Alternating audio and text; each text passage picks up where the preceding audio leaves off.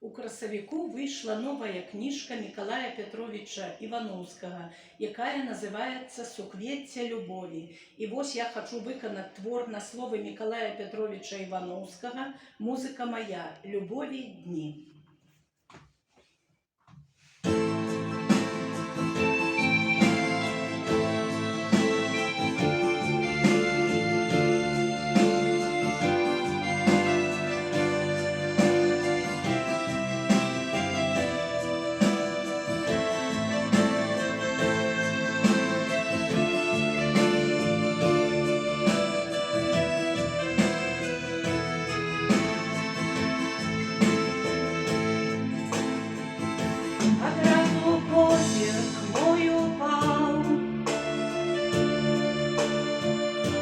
Калі заўважыў першы раз,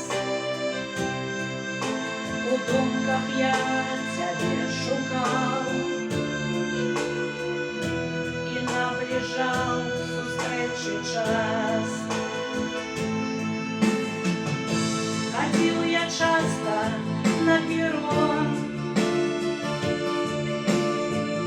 скрачаў з букетам белых роз. Вернуть хотел